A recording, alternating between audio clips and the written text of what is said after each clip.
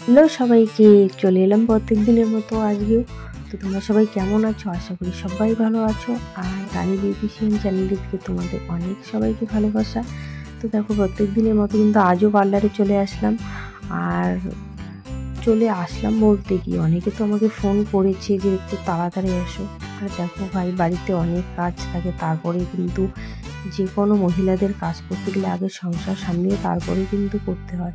তো সেরকম আমরা যেহেতু গ্রাম দিকে থাকি, তো প্রত্যেকটা কাজ আমাকে বাড়িতে করে তারপরেই কিন্তু পার্লারে যেতে হয়। তো রান্না বান্না করলাম, ছেলেকে স্কুলে দেওয়া, স্নান করানো, অনেক কিছু করিয়ে তারপরে কিন্তু আসতে হয়।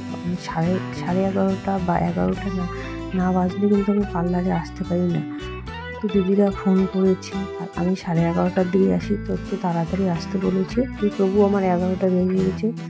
তো এসে কিন্তু কাজ করলাম। আর করার পরে আজকে আমি এই দেখো এক জায়গায় চলে এসেছি সাজুগুজু করে। সন্ধ্যার দিকে সারাটা দিন এইভাবে চলে গেছে। এবার দেখতেই পাচ্ছ, দেখে হয়তো বুঝতে পারছো কি মনে হচ্ছে। এটা দেখো, খুব সুন্দর কিন্তু একটা মন্দির।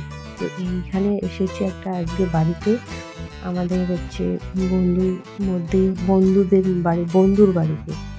তো সেখানে প্রসাদ খাওয়ার নিমন্ত্রণ আছে। তো এই মন্দিরে অষ্টপ্রহর হবে আজকে। অনেক জায়গা দূর দূর থেকে অষ্টপ্রহরের শিল্পীরা আসবে।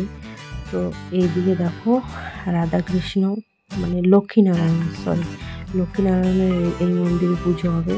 তো সব ধরনের পুজো একদম হবে। আর আমরা এসে কিন্তু ঘরে বসলাম। এতক্ষণ বাইরের দিকেই ছিলাম। তো এই যে আমার ছেলে এসেছে, আর এই পাশে যে আছে আমার ননদ হয়। তো এদেরই বাড়ির পাশাপাশি, আর আমাদের বাড়ির থেকে একটু দূরে। তো বসে আছি। আর বাড়ির দাদা দিদি যে কোথায় গেছে দেখতে পাচ্ছি না। যাই হোক, পুজোর ঝামেলা, ওরা কোথায় কে আছে পরে খোঁজ করে দেখে নেবো। এবার দেখো, এইদিকে কিন্তু দেখতে পাচ্ছ যে নতুন রুম, একদম নতুন। তো যেহেতু বাড়ির পুজো, একবারে এরা গৃহপ্রবেশও করে নেবে। তো 2 ধরনের নিমন্ত্রণ ছিল আজকে। তো দেখালাম পুরো রুমটা। এই মন্দিরটা খুব সুন্দর হয়েছে, তাই তোমাদের সঙ্গে শেয়ার করলাম। তোমাদের কেমন লেগেছে বলে কিন্তু অবশ্যই। তো এবারে মেইন যেই জিনিসগুলো, তো সেগুলো দেখো, তোমাদেরও ভালো লাগবে। আর আমার তো ভীষণই ভালো লেগেছে। আমি প্রথম থেকে এসে কিন্তু এই বারান্দায় বসে বসে সব দৃশ্যগুলো দেখছিলাম। যে গ্রামের দিকে, মানে আমরা যে গ্রামের সাথে থাকি, গ্রামের ভিতরের দিকটাতে আরও বেশি ভালো। আমরা একটু বাজার ঘেঁষা থাকি, কিন্তু ভিতরের দিকে অনেক ভালো। প্রত্যেকটা মহিলাদের মধ্যে আন্ডারস্ট্যান্ডিং, মানে সব কাজ ভাগ করে করা, একসাথে সব কিছু এনজয় করা অন্যরকম। তো দেখো, খুবই ভালো লাগবে। দেখো, এদিকে সব দিদিরা কত সুন্দর নাচ করছে। মানে অষ্টপ্রহরের যে কীর্তনের বাজনাটা হয় সেরকমভাবেই খুব সুন্দর। ব্যান্ড পার্টিও আসছে। ওরা জল ভরে আসলো, আসার পরে এখন তুমুল নাচ চলছে। তো তোমাদের এই জিনিসগুলো কেমন লাগে অবশ্যই বলো।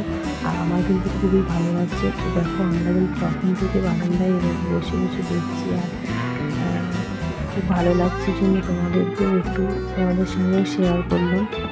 তো আমার ননদ দুটো টাটা করে দিল। আমাদের হাজব্যান্ড বসে আছে। তো আমি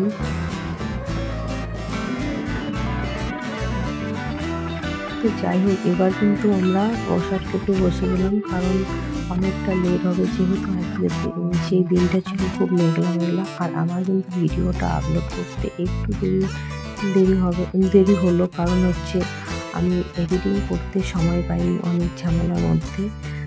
তো এবার বাড়ি চলে আসলাম। এসে কিন্তু আমি এখনও ফ্রেশ হইনি। তো ভাবলাম আগে ভিডিওটা এন্ড করি, তারপরেই আমি ফ্রেশ হবো। তো তোমাদের সঙ্গে আগে দেখা করে তারপরে কিন্তু শেষ করবো। তোমাদের কেমন লাগলো অবশ্যই জানাও। তো দেখা হচ্ছে অন্য কোনো ভিডিওতে। টাটা।